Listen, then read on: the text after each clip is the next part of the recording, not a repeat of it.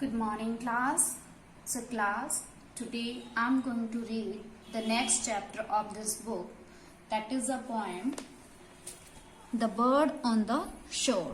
So, kids, before starting the poem, first of all, we'll discuss about the story of this poem. Here, when the sea becomes dirty, many birds and animals that live in and around it are affected. Means जब sea dirty होती है, यानी कि dirty कैसे होती है सी, human being के द्वारा पोल्यूटेड की जाती है, यानी कि जो इंडस्ट्रीज और फैक्ट्रीज का जो केमिकल्स और वेस्ट और ऑयल स्पिल्स होती है या फिर प्लास्टिक वगैरह होता है वो सी को डर्टी करता है. इसकी वजह से क्या है, जो इसके अंदर और इसके इर्द गिर्द जो भी बर्ड्स और एनिमल रहते हैं वो क्या होते हैं, अफेक्टेड होते हैं.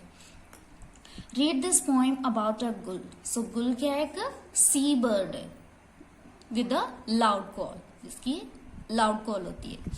That is rescued by a kind father and his son, जिसको एक फादर और उसके सन ने क्या किया है, रेस्क्यूड किया है, बचाया है.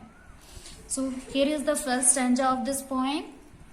A sticky skin of oil is floating on the sea and any bird caught in it needs our help to break free. Means sticky skin of oil, यानी कि केमिकल्स और ऑयल्स की एक परत बन चुकी है, यानी कि स्किन बन चुकी है. किसके ऊपर, सी के ऊपर जो है फ्लोट कर रही है, परत टाइप जो है सी के ऊपर फ्लोट कर रही है. अगर इसके अंदर कोई भी बर्ड जो है ट्रैप हो जाता है तो उसको फ्री होने के लिए किसी ने हमारी जो हेल्प की नीड होगी, यानी कि जरूरत होगी. The next stanza of this poem is Just like the gull we found, half dead among the sands, we've wrapped him in a towel, but still he peeked Dad's hand. Means जो सन और उसके father को क्या मिलता है, एक सी bird, अ गुल मिलता है, जो कि हाफ डेड कंडीशन के अंदर सैंड में पड़ा था और उन्होंने उसको क्या किया, एक टॉवल में व्रैप किया. बट जो गुल था अभी तक उसने डैड के हैंड को क्या कर रखा था, बीक से, उसने अपनी बीक से स्टक कर रखा था उस फादर के हैंड को. So kids, next stanza of this poem is, it's not a job for us, dad said, he needs some expert care. I think I know a place they will make him better there. Means उसके father ने जब उस bird को देखा भी हो वो half dead condition में, तो उसने सन को कहा कि ये हमारा जॉब नहीं है, उसको किसकी जरूरत है, एक्सपर्ट्स की केयर की जरूरत है, क्योंकि वही उसकी देखभाल कर सकते हैं. इसलिए उन्होंने कहा कि मैं एक ऐसी प्लेस को जानता हूं जो वहां उसको क्या कर देंगे, वो बेटर कर देंगे.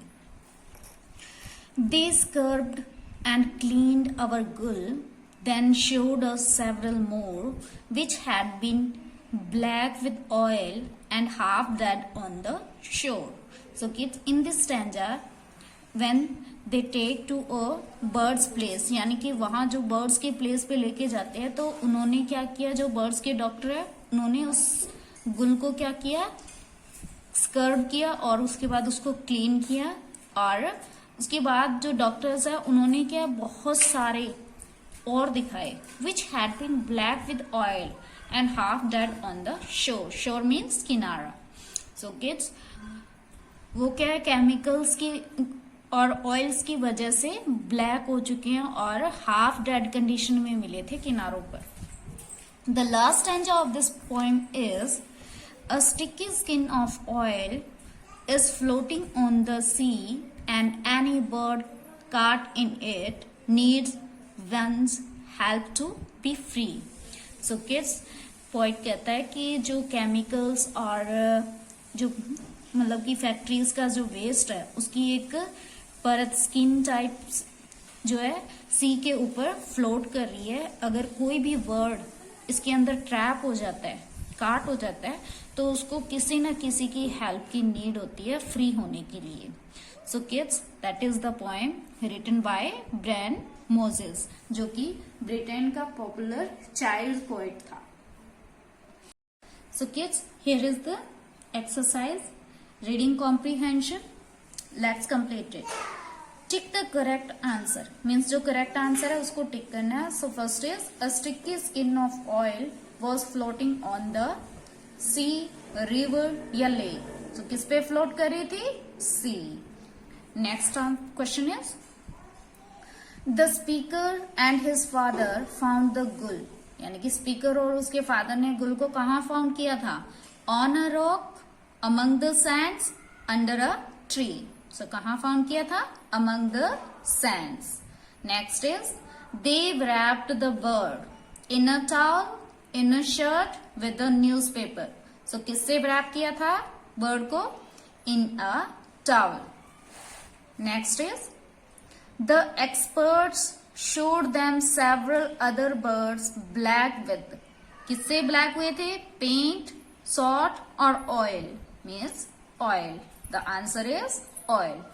Next is write the opposites of these words. Here is the first float. Float means तैरना, sink, Dumna. Next is found, lost, dead, alive, wrapped, unwrapped, better, worse. So kids, these are opposite of these words. So kids, I think you got the concept of the point. Thank you kids.